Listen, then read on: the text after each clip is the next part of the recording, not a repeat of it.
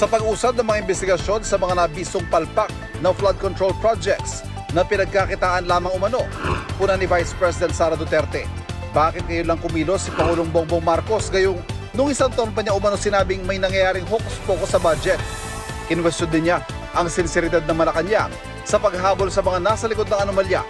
Partikular niyang binanggit na nag-resign na si House Speaker na si Representative Martin Romualdez at Representative Zaldico na itinuturong isa sa mga nasa likod ng pagsingit sa budget para mapondohan ang mga kinukwestiyon ngayong flood control projects. Kasi tinuro na, pinangalanan na, hindi lang ako ang nagsabi, Zaldico at Martin Romualdez.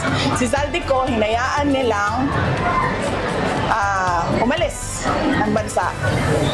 Si Martin Romualdez, hinayaan nilang mag-resign. No? Nag-resign naman na, so tapos na ang usapan. Sina Romualdez at Coy pinangalanan ng mag-asawang kontraktor na Curly at Sara Diskaya sa pagdinig sa Senado.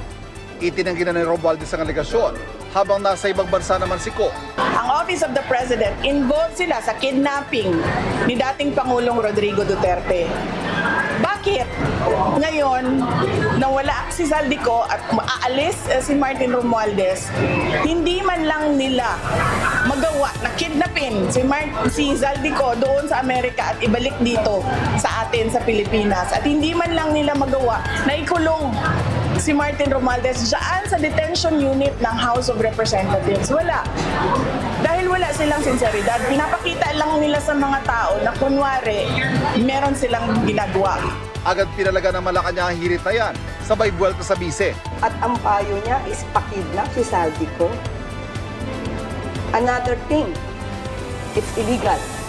So ganun ba magbibigay ng suggestion ang isang vice-presidente gumawa ng illegal? Delikado.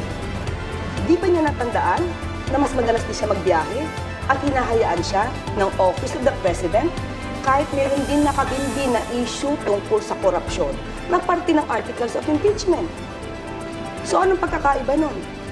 Sa kanya, meron ng issues. Kay Zaldico, iimbestigahan pa lang.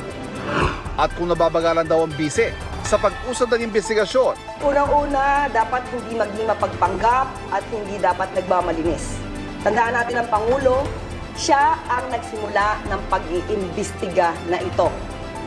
Mabagal, dahil inaalam ng Pangulo kung ano ang katotohanan. Hindi tulad ng mga nakaraang administrasyon, kailangan ituro lang, yun, patay agad. Hindi ganun ang Pangulo.